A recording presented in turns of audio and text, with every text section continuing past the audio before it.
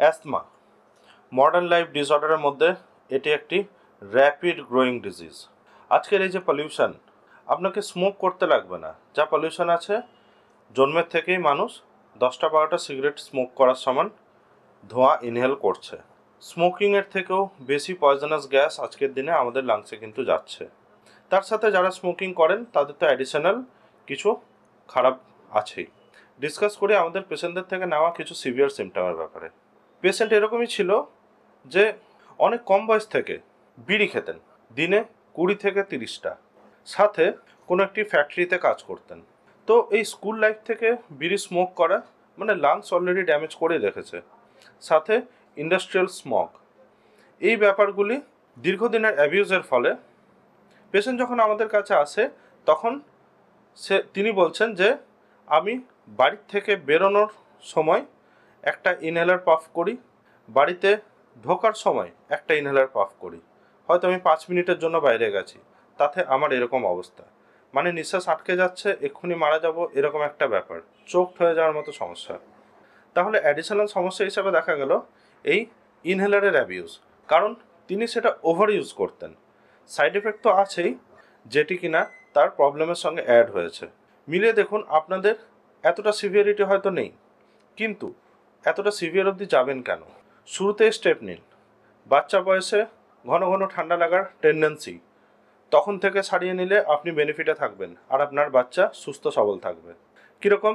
প্রতি মাসে বাচ্চার ঠান্ডা লেগে যাওয়া, কাশি সারছে না, নাক দিয়ে জল আসা সারছে না, বাচ্চার চেহারা ফাঁপা, শরীরে কোনো ক্ষমতা নেই। সাথে দেখবেন নর্মালি বাচ্চাদের এই লিম্ব গ্ল্যান্ডগুলি গুটি গুটি হয়ে কিছু জায়গা ফুলে থাকে। এইসব বাচ্চাদের ক্ষেত্রে দেখা যাচ্ছে কৃমির সমস্যাও কিন্তু পাওয়া যায়। এই ধরনের পেশেন্টদের পুরোপুরি কিওর করা কিন্তু সম্ভব। আসছি আরেকটু গ্রোয়িং এজে। প্রচণ্ড চঞ্চলতা ভাব, অস্থিরতা ভাব, মাইন্ড ডিস্ট্র্যাক্ট হচ্ছে। আর এদের দেখা যায় যদি ঠান্ডা লাগে, ঠান্ডা লাগলে কাশির সাথে ভোকাল বক্স ফেটে ব্লাড আসা, কফের সাথে ব্লাড মিক্স হয়ে আসা, শুরু হয় নাক তেলো জ্বালার থেকে, নাক জ্বালার থেকে শুরু হয়, ইনফেকশন স্প্রেড করতে করতে লাংস অবধি যায়। সেকেন্ডারি ব্যাকটেরিয়াল ইনফেকশনের কারণে দেখা যায় সেই কফের রং সাদার থেকে আস্তে আস্তে হলুদ, সিভিয়ার হয়ে গেলে তার থেকে কালো হয়, যেটি দেখা যাচ্ছে কিছু ক্ষেত্রে নিউমোনিয়া অবধিও পৌঁছে যায়। আর এই জিনিসটি আরেকটু বড় হলে, ক্রনিক স্টেজে পৌঁছালে আরও সিভিয়ার হয়। আপনি কোনো নেশা করেন না, কিন্তু তার সত্ত্বেও দেখা যাবে যে আপনি কথা বলার আগে প্রচণ্ড অস্বস্তি, একটু কথা বলতে গেলে একটা sound and clear speech deliver করতে পারছেন না, খুব মৃদু স্বরে ঝুঁকে ঝিমিয়ে কথা বলছেন। মানুষের সাথে কথা বলতে বলতে 5 মিনিট পর পরে আপনাকে কফ ফেলতে উঠতে হয়। সাথে ড্রাউজিনেস, প্রচণ্ড ঘুম ঘুম ভাব, কোনো কাজ করতে ইচ্ছা করে না। আপনি হয়তো ভালো কোনো পোস্টে ছিলেন, ভালো কিছু কাজ করছেন, সেই কাজটিও ছেড়ে দিতে হয়েছে এই সমস্যার কারণে।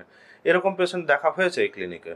Doctor Sayani, Shreyan homeo care, Durgapur Ashis market, এজোন, এই ক্লিনিকে এই ধরনের পেশেন্টদেরও কিন্তু সফল ট্রিটমেন্ট করেছে। যে কারণে পেশেন্টদের থেকে সিভিয়ার সিমটম নিয়ে আপনাদেরকে স্টেপ বাই স্টেপ বলে অ্যাওয়্যার করার উদ্দেশ্যে এই ভিডিওটি বানানো। আপনারা অবশ্যই আপনাদের বাড়িতে যদি এরকম কোনো সমস্যা থাকে চাইলে যোগাযোগ করতে পারেন। তাছাড়াও বন্ধু, রিলেটিভ বা প্রতিবেশীদের মধ্যে যদি কোনো সমস্যা এই ধরনের আপনি দেখতে পান বা জানতে পারেন, সেক্ষেত্রে তাদেরকে এই ব্যাপারটি অ্যাওয়্যার করার জন্য শেয়ার করতে পারেন এই ভিডিওটি। এই ধরনের ইনফরমেটিভ কন্টেন্ট পাওয়ার জন্য আপনারা এই পেজটি ফলো ও সাবস্ক্রাইব করে রাখুন।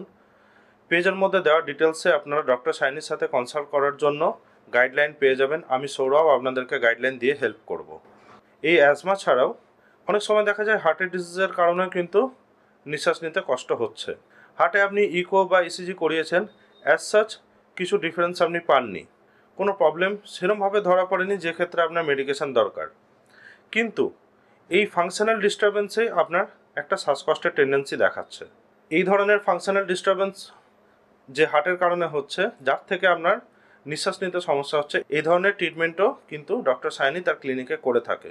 আপনারা ওভারঅল এর থেকে যদি আরও অন্য কিছুও থাকে আপনারা কনসাল্ট করতে পারেন বা স্ক্রিনে দেওয়া ডিটেলসে আপনারা প্রপার গাইডলাইন নিতে পারেন। আজকে এখানেই, নমস্কার, ধন্যবাদ।